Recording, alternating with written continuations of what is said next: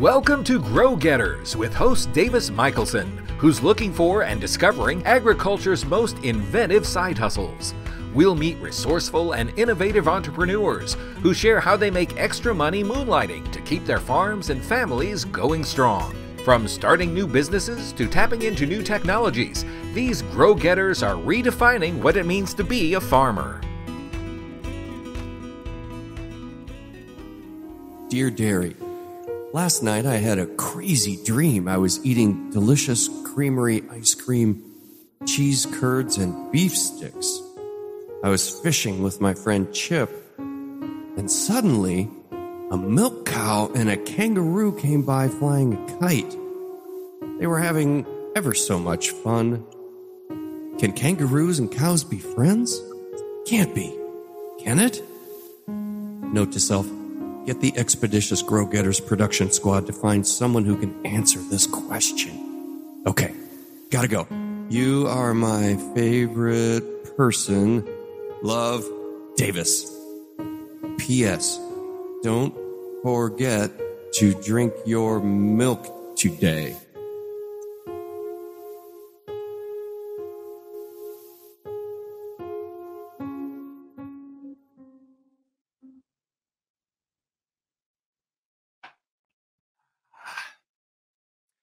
Hey, everybody. Welcome to Grow Getters. I'm Davis Michaelsen here. Super glad to have you along today. Man, that milk was good. I don't know. You ever just hammer a big glass of milk and then expect to be able to function normally after that? Look at my shirt now. This is ridiculous. But, you know, there are a few things as nutritious, as protein-rich, as nutrient-dense as milk itself. My guest today comes from Hansen Dairy, where they manage a closed herd of 300 registered black and white and red and white Holstein cows.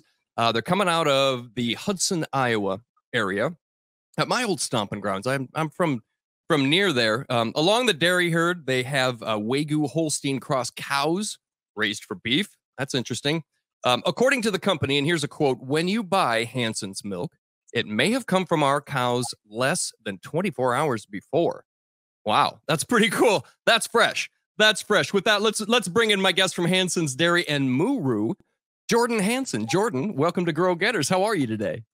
I'm great. How are you? Pretty good. Pretty good. I've had my milk today, so you know I'm ready to face the day. I would like for us to start with the farm, if we could. Let's keep it sort of a little bit narrow.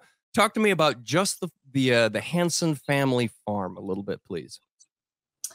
Yeah, our farm's actually been in our family for over 150 years. And my husband and his three brothers are part of the sixth generation of the family to grow up and work here. So they've actually been milking dairy cows since the 1950s. And it was in the early 2000s that they decided to start talking about processing their own milk on the farm.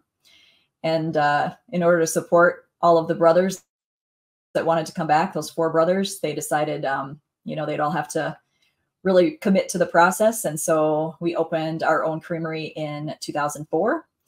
And now we produce milk, cheese curds, butter, heavy cream, ice cream. And like you said, we also do the beef as well.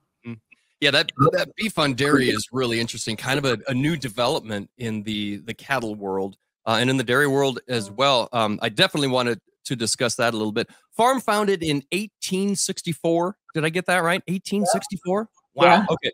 Let me put some perspective on that. Are you ready? I did a little digging here. And of course, in 1864, the Civil War was still going on. Abraham Lincoln was reelected to his second term. In God We Trust appeared for the first time on a 2-cent piece following the Coinage Act of 1864. Nevada was admitted as a state, and the International Red Cross was founded. 7 generations altogether, with the next crop of little ones from the Hansens.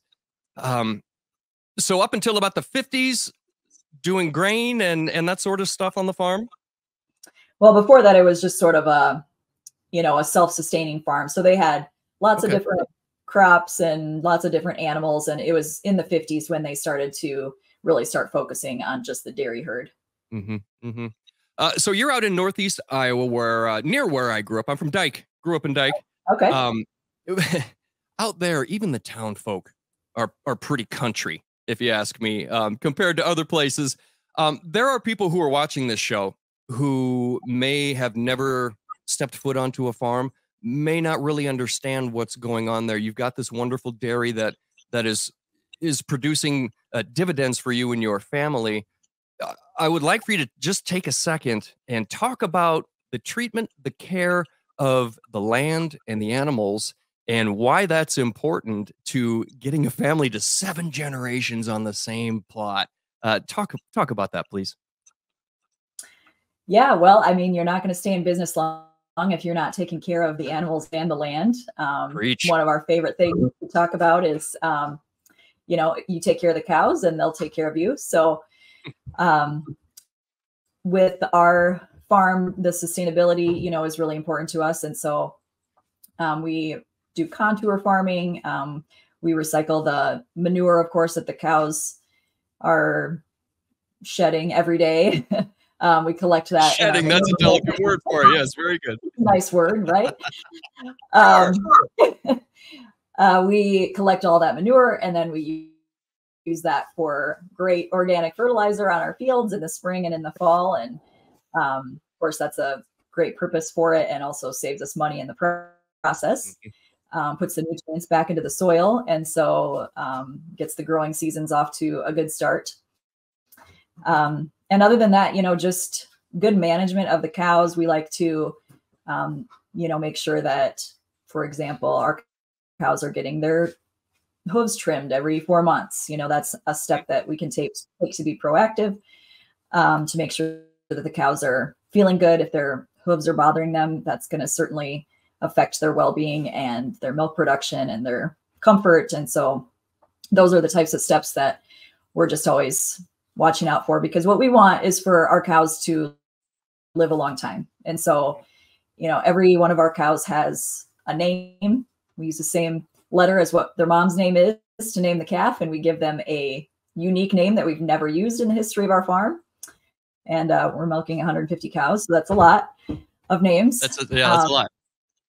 Yeah. And so we really know our cows really well. The people that work with them, they know them by name, they know their personalities, and they know how to treat them and care for them so that the animals are always taken care of and comfortable. I've got a quote here. Quote, "Our cows are born and raised on our farm and are never treated with growth hormones." You referred to it as being a closed herd. Can you help me understand what a closed herd is and why you might bring that up? Yeah, well, a closed herd just means that we do not buy any cows and bring them onto our farm. So if you come visit us, every single cow that you see here was born here. And we do that because we're disease-free. We want to keep it that way. And so we don't take our cows to the fair or anything like that and bring them back to the herd.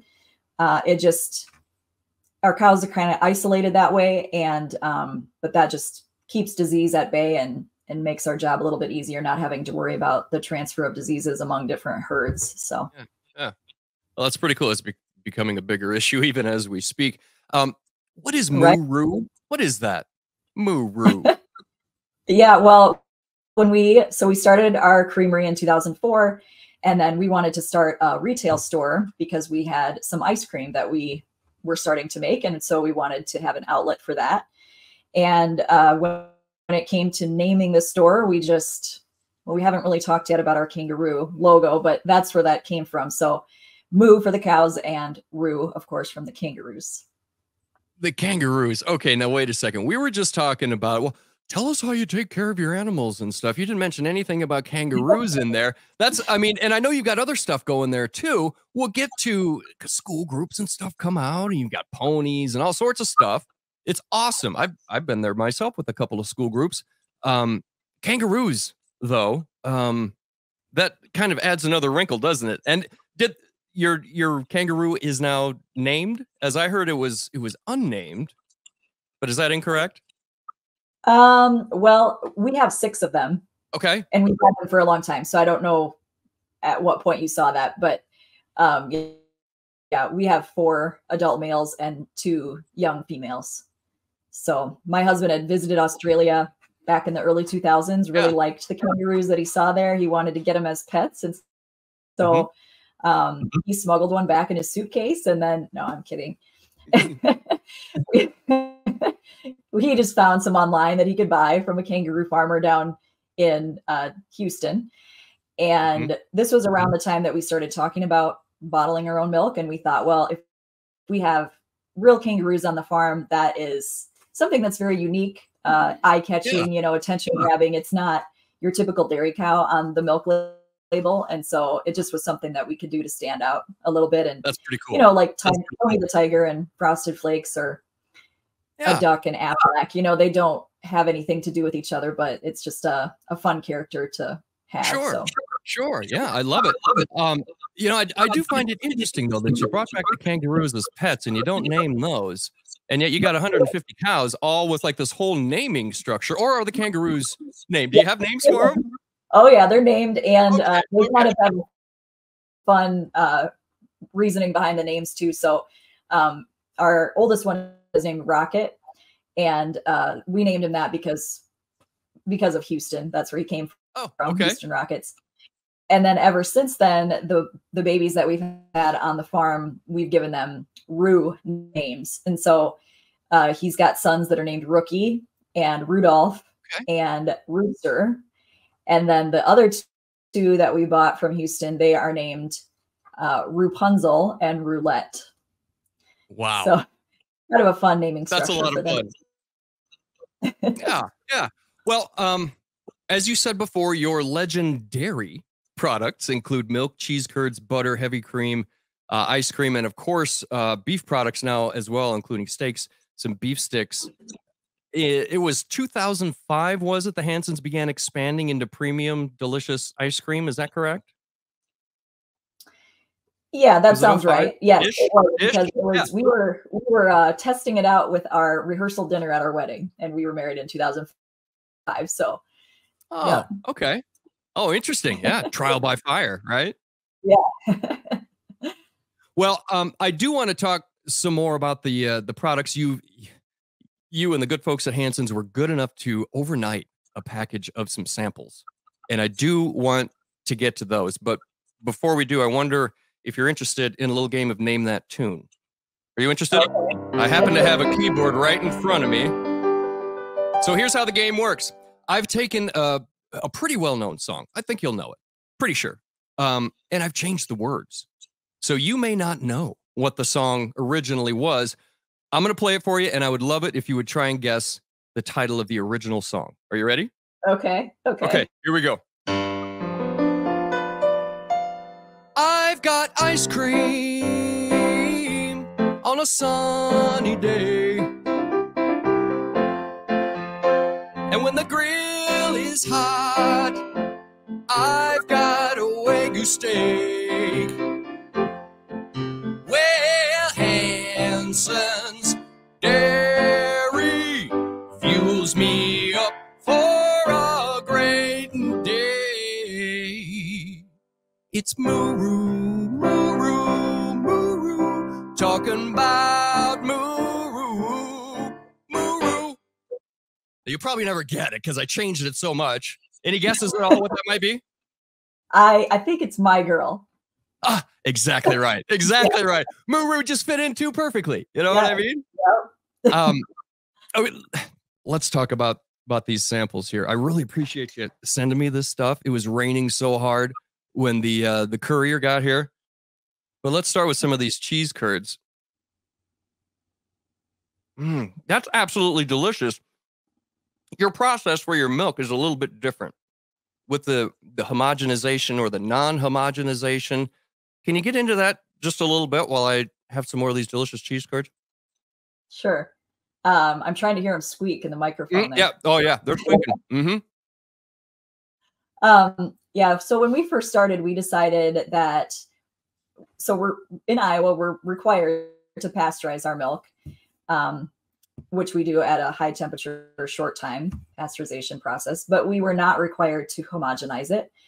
And homogenization is the process of breaking down the fat particles so they're all uniformly sized.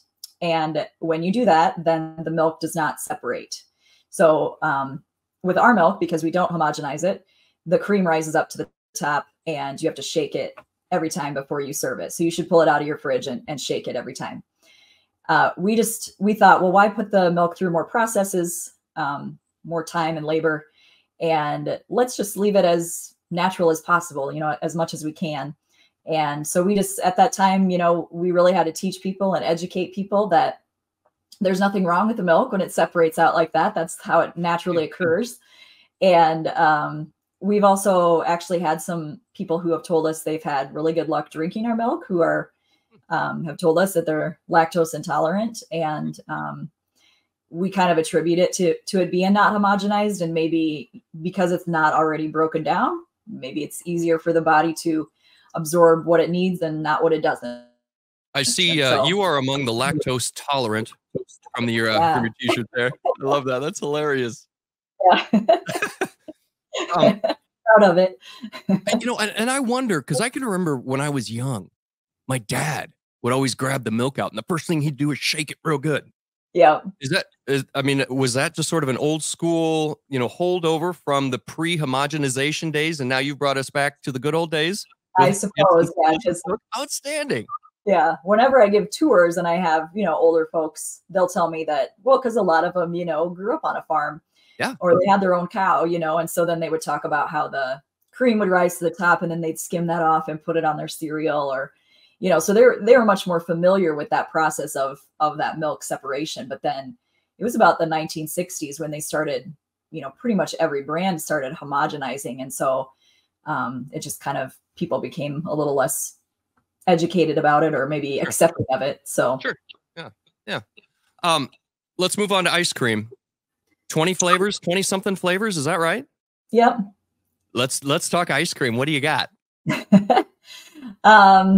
Well, so both of our retail stores that we have one in Waterloo and one in Cedar Falls. They both have ice cream dip cabinets. And so at both of the places, we have space for almost all 20 of the flavors that we make. We kind of have a standard set of flavors that we make throughout the year. And then we do some specialty flavors in the summertime or during the holiday season. So it's always fun for people to see our new flavors. And then we're always making a treat of the month for the stores. And so that's just something, a little special treat that people, if they're looking for something different, we usually try to make it have some extra toppings and stuff like that. So I don't know if you're a Star Wars fan, but with May the 4th be with you coming up here, for our treat of the month for May, we're doing the mint Galorian. So it looks like the Mandalorian, the baby from Mandalorian, little Grogu, and it's a scoop of mint chocolate chip ice cream, and then it has chocolate chip eyes and chocolate whipped cream. So it kind of sits in a pot of this chocolate whipped cream, and then it has the waffle cone ears. So we make our own waffle cones. And so it's just kind of fun to create those different things, give people some new ideas about stuff they can try at the store. So, yeah, that's really cool. I was asking someone else recently on another edition of the program about string cheese. As a dairy gal, I don't know how familiar you are with the rules and regs regarding string cheese. I'll just ask you, is there a right or wrong way to do it? Do you monkey around with trying to peel it like this? Because see, look, it gets all smashed. I can't eat that. It's not food anymore. So do I just bite it? How do you go about it? My daughter eats them all the time. It's a great snack for taking to track meets and stuff like that. And she's just a biter. She doesn't mess around with the strings. But, the kids love it. Yeah. Well, and speaking of which, you also sent some delicious Wagyu beef sticks here. Talk to us about the Wagyu aspect of this. You've got steaks going, you've got ground, and you've got sticks as well available, as I understand. That's quite the undertaking. Yeah. So about 8 years ago, my husband had kind of discovered this Wagyu breed. He knew some other farmers that were crossing the Wagyu with their Jersey cows, another breed of dairy cows. And so he thought, well, why can't we do that with our Holsteins and kind of integrate it with our herd that way, diversify our products and start offering some beef as well. And so we ended up, what we do is we breed some of our dairy cows with Wagyu semen. And so the calf that we get on the ground is a 50-50 crossbreed. And then we raise that calf to about 30 months and butcher them at a locker not far from us. And so we do usually about 2 cows a month on average. And then we sell the meat both at our retail stores and then through some people that use them for concession stands. And we've sold them to restaurants before and stuff too. But we really started to kind of experiment with those beef sticks that we sent you. So just in the last 18 months or so, we started making jerky and the beef sticks and the summer sausage. And so those are great snacks for people to have too. Agreed. Delicious. So, okay, I'm from the Cedar Falls area originally. I've been down to the 18th Street store there by the Conoco station. I know, can people outside of the Cedar Falls, Waterloo, Hudson Metro greater area get a hold of your products, or do we need to make a pilgrimage to Blackhawk County and get us some Hansen's Dairy? How do you go about that? Yeah, well, we have oh gosh, we probably have 40 to 50 other places where our products are available. It's mostly in the Waterloo, Cedar Falls area, but we do go down as far south as Iowa City and Cedar Rapids as well. Okay. And then, but yeah, most of our products we stay pretty close to home. We do all of our own delivery, so we don't go super far with them. And we do have, some here and there, we have some other store owners that will come to the farm and pick up the products and bring them back to their shop to resell. But yeah, mostly, that's kind of what we pride ourselves on, is keeping our products really local. So. Okay. All right. Where can we find you on the web? Do you have a web address we can look up? Absolutely. Yeah. It's just hansendairy.com. And hansendairy.com. Yes. Yeah. Go on. And then there on the website there, of course, we've got information about our products, our stores, our tours. We do have a whole page dedicated to the places where you can find us. We do have an online shop. However, right now it's only set up for pickup. But if you see something you like, I shipped you some products yesterday. So I can ship anything, by request. So. Okay. Charges may apply, I would assume, shipping charges and whatnot. Yes, it is not cheap to ship perishables, especially when you have to do it, kind of quickly to get it there. Right. In good shape, but. Absolutely. Well, absolutely worth it. Delicious stuff here. Okay.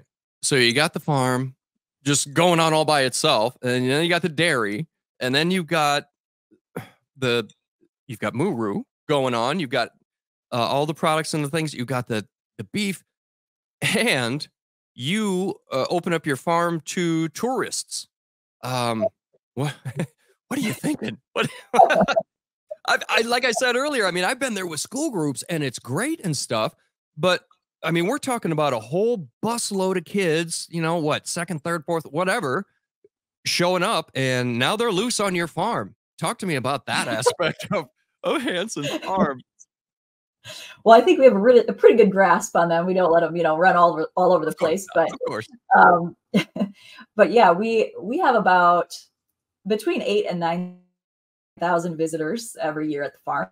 Wow. And that is, we do our biggest tour that we do is our hands-on experience. And we actually do that at milking time. So it starts at 3:30.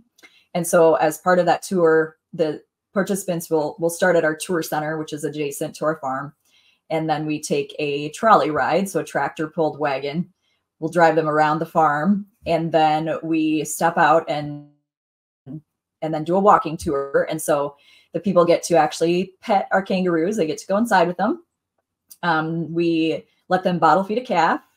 Then they can go in and see the cows getting milked and milk a cow themselves by hand.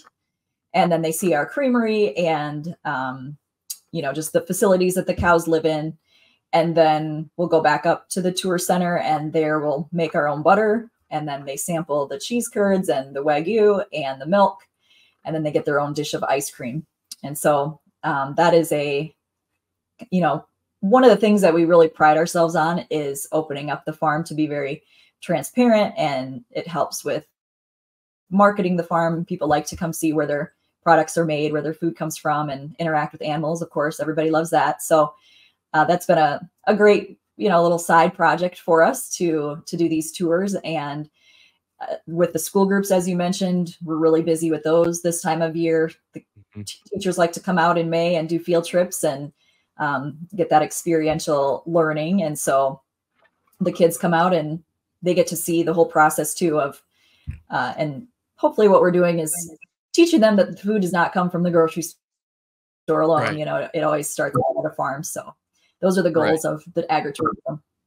Well, and in some cases, yours may be the only farm that some of these kids see for a great many years, well into adulthood, perhaps. So, you've got a chance there, a captive audience, if teachers along, to show them what goes on the farm and help them to sort of connect with the animals the way that farm people do. It's unavoidable when you're around such things. That's really good. Let's move on. We're at the part of the show where I would like to offer a musical selection, a second selection. And after this, I promise I'm going to be done singing. But okay, if you will hear it, I have prepared something of a musical ode to Hansen's Dairy. Can I play it for you? Absolutely, yes. All right, here we go. Ready? Wait, let me get ready. Hansen's Dairy, the cream of the crop. Zanetta's better cheddar makes the kangaroos hop. Hansen's Dairy, your milk really makes me jump higher in the right shoes. Curds and ice cream, a New York strip. This beef that no one can pronounce is really good. Hansen's Dairy on the Grow Getter Show. Hansen's Dairy on the Grow Getters Show there. Okay, we've talked about Muru, your brand for your products. This is a family affair. There are 4 Hansen brothers, right? And the families, it almost seems like everybody kind of has a little niche there in the operation. We don't need to get into the nuts and bolts of what everybody does, but it really is a team effort there with kind of all the cogs functioning, their job all at once to make the whole thing really great. Yeah. So we're very vertically integrated. And so when I give a tour, I like to describe everything that the brothers do, because from youngest to oldest, it really follows the chain of the milk. So my husband is the youngest. He takes care of the cows. The next brother, Blair, takes care of the feeding of the cows, the crop field work, and the nutrition. The next brother is Brad, and he manages the creamery. So he makes all those products. And then Brent is the one that makes sure that they get to the public. And so he drives the delivery truck and makes the sales. And so it's a really cool family to be a part of. I grew up on a dairy farm too. So when I joined this family, the lifestyle was nothing new, but just kind of the progressiveness of the family and the drive to, get their product out there and be their own business owner, the quality of the product and the pride that they take in it. I think that's the best part. And so we have 15 kids that are in the next generation. Wow. Generation. Congratulations. So, yeah. Yeah. So hopefully some of them will want to grow up and take over the farm with us. So you bet. Well, it sounds like you're laying a really good foundation for some of those youths who may one day choose to pursue that. You've got a serious effort going here, and we're going to run short on time here. I don't want to keep you much longer, but I do, because I know that at some point somebody was taking business classes and, we really got to get this figured out. And, you've done a great job of managing kind of an 8 or 9 ring circus over there with Hansen's Dairy, getting, everything taken care of that needs to. I'm curious, how has Muru and sort of the dairy side impacted the Hansen family farm, impacted the Hansen family. What are the benefits, the results of what you've got going on sort of on the side from the farm? I'm sorry. I might have to have you clarify your question a little bit more. Oh, okay. We'll make it really easy. We're just going to cut here. I'll do this so they know to cut. And we're just going to pretend like we're coming right back in from whatever you were saying before. All right. Okay. This is a huge enterprise, and I know that there have been business classes taken and sorts of things, and I'm sure trial and error. I'm curious about how that business side of the farm has impacted the Hansen family and the Hansen family farm. Without that Hansen's Dairy element, how would life maybe be a little different for you? Yeah, well, I always say it is pretty impressive. We are very blessed that we have 150 milking cows, and they are supporting 5 owner families and about 60 total employees. So if they had not made this decision 20 years ago to start processing our own products, it would be quite different. It would probably, what the solution would have been if they did want to continue farming was to grow their herd. And in which case it wouldn't probably be as well known to the public, just because we have a retail product, people know about us, and we do a lot of sponsorships and donations in the community, and our food is served at places that they go, and you can find our products in the grocery store, and our kids go to school in this community, and all of those things. And so I do think it has really put ourselves on the map, put us out there, made us kind of a face of producing local food, taking advantage of the food that's grown in your backyard, for people in this community. So that's another thing that we kind of pride ourselves on, is pushing forward that buying local movement. And so at both of our stores, we sell a lot of products that are made by other producers. And so we have other produce, we have other meats, honey, coffee, just even non-food products like soaps and earrings and things like that. So we just kind of want to be a place where local people can get their products out there. So, our name is on the business, but we offer just so many awesome things that are part of the Cedar Valley here. So I think we're just, like I said, we're just really blessed that this little herd of cows, it's like the little herd of cows that could, and it's just a really fun thing to be a part of. Well, and I love the enterprising spirit there, the care and concern for your local community as well. Blackhawk County's got good enough dirt; everybody should be able to eat plenty. And I really like that. Plus the family aspect too. I mean, you've got the 7th generation there. At some point, hopefully, going to step into the big shoes, and that's very exciting. I'm really glad that we had a chance to talk today. Give us your website one more time, Jordan, please. Yep, hansendairy.com. Hansendairy.com. And you guys really should check out our Facebook page, because my husband is #Farmer Blake, and he does some funny stuff on there. So always entertaining. Farmer Blake. I can't wait. I'm going to go there right when we're done. Jordan Hansen from Hansen's Dairy and Moo Roo. Thank you for being with us today on Grow Getters. We appreciate your time. Thank you for having me. Production support provided by Jack Heffron and Zach Zingula. Find Grow Getters on Farm Journal's YouTube channel and listen to it wherever you find your favorite podcasts. So for Farm Journal Studios, I'm your pal, Davis Michaelsen for Grow Getters. Thanks for watching, and hey everybody, let's get out there and grow get 'em. Grow Getters is a production of Farm Journal Studios, where no one grows alone.